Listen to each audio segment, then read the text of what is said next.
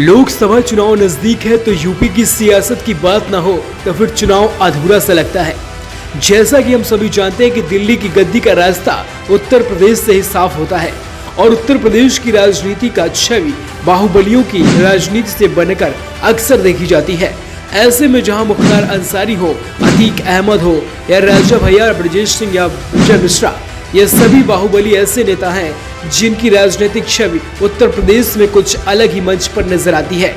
जब से उत्तर प्रदेश में भारतीय जनता पार्टी की सरकार बनी है, मुख्यमंत्री की बागडोर योगी आदित्यनाथ के हाथों में आई है, तब से सियासत में बाहुबलियों का खात्मा होने के साथ साथ उनके रौब और रुतबे को मिट्टी में मिलाने का काम लगातार जारी है। आज हम जिस बाहुबली नेता की बात करने जा रहे हैं उनमें से एक नाम है अतीक अहमद का।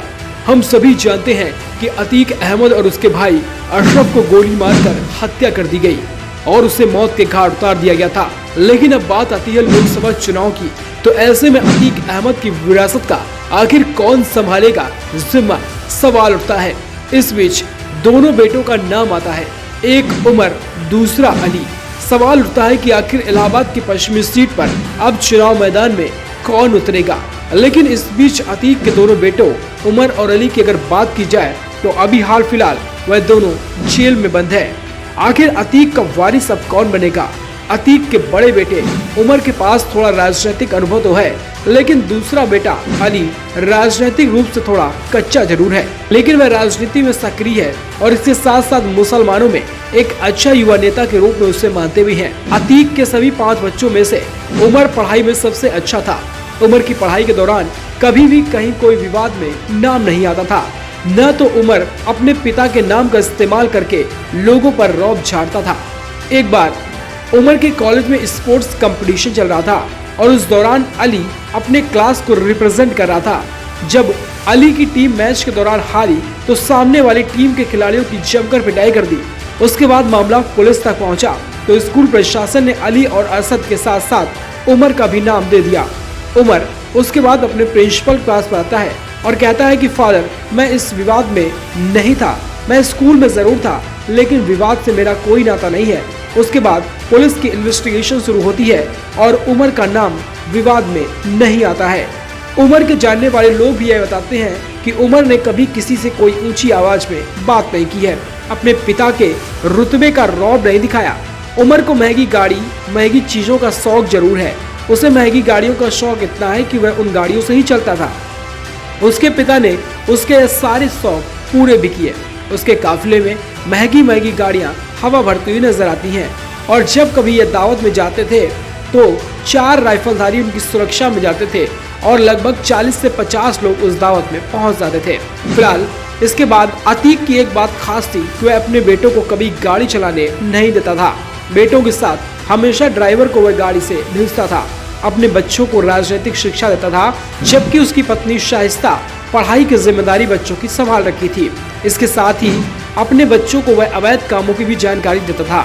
ऐसा बताया जाता है कि अतीक के अवैध कामों में अली और असद ज्यादा ध्यान देते थे, जबकि उमर राजनीतिक चीजों पर ध्यान देता था। फिलहाल कानपुर की कैंट से अतीक को जब एक बार टिकट मिला तो वह 500 गाड़ियों का रेला निकाल दिया, जिसके बाद सपा से उसकी टिकट कैंसिल कर दी गई। फिर क्या था, यूपी में भाजपा की सरकार बनी और अतीक को जेल में डाल दिया गया। उसके बाद फूलपुर सीट खाली हुई। किसी पार्टी ने अतीक अहमद को टिकट नहीं दी तो अतीक अहमद फूलपुर की सीट से निर्दलीय चुनाव मैदान में उतर गया। अब बात आती है कि आखिर चुनाव प्रचार कैसे किया जाए, क्योंकि अतीक अहमद तो जेल में था। फिर उसके बेटे उमर ने चुनाव प्रचार का जुम्मा साधा और प्रचार प्रसार में अपनी उत्तराखंड से पढ़ाई छोड़कर लग गया। वह एक दिन में फाफामऊ से लेकर लाल गोपालगंज और मऊअइमा से लेकर होलागढ़ में चुनावी सभाएं करता था। चुनाव प्रचार के दौरान वह कहता था कि आप सभी के सांसद जी को साजिश के तहत जेल में डाला गया है। आप लोग खुद बताएं, क्या हमारे अब्बू ने कभी आपको कोई नुकसान पहुंचाया है? क्या कभी आपकी बातों को नहीं सुना?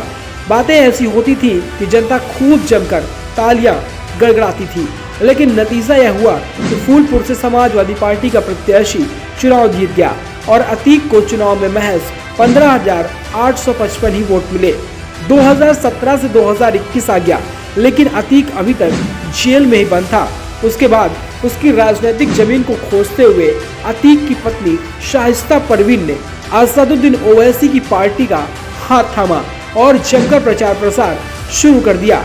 इसके बाद अली की चुनावी सभा में असदुद्दीन ओवैसी भी पहुंचे और अली का भाषण शुरू हुआ, जिसमें अली ने कहा कि मैं अपनी मां से कहता हूं कि जुल्म के खिलाफ मेरे अब्बा को लड़ते लड़ते 26 साल हो गए, जेल में चाचा बंद है। इस जुल्म के खिलाफ लड़ाई लड़ते लड़ते अगर मैं शहीद भी हो जाऊं तो आंसू न बहाना। मेरी मां कहती है कि तुम्हारे बाद मेरे 3 और बेटे हैं।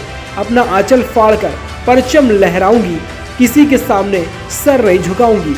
अब जरूरत है किसी को झंडा उठाए जाने की बात आती है तो बात की जाए। हमारे साथ अगर हक के लिए लोग चलने को तैयार हैं तो याद रखें, हम हक के लिए जान देने वाले लोगों में से हैं। साल 2022 आता है। इसके पहले परिवार की ऐसी स्थिति बन जाती है कि परिवार में कोई चुनाव लड़ने की स्थिति में ही नहीं रहता, क्योंकि प्रयागराज में खुलेआम उमेश पाल की हत्या कर दी जाती है और अतीक की उल्टी गिनती वहीं से शुरू होती है। लखनऊ से कारोबारी का अपहरण होता है, उसे देवरिया जेल ले जाया जाता है, जहां पर उसे मारा पीटा जाता है और 45 करोड़ की संपत्ति अपने नाम करा ली जाती है। इस मामले में उमर का नाम आता है और वह फरार होता है, जिसके बाद उमर कोर्ट में सरेंडर करता है और जेल चला जाता है और अली अपने ही रिश्तेदारों से 5 करोड़ की रंगदारी के आरोप में जेल में है। फिलहाल अभी दोनों बेटे जेल में हैं, एक लखनऊ दूसरा नैनी जेल में बंद है। लेकिन ऐसा माना जाता है कि जब यह बाहर आएंगे तो चुनावी मैदान में जरूर नजर आएंगे। फिलहाल अतीक अहमद का कोई वारिस अभी तो नजर नहीं आ रहा है उसकी सियासत की दुनिया का। Bureau report, UP voice news.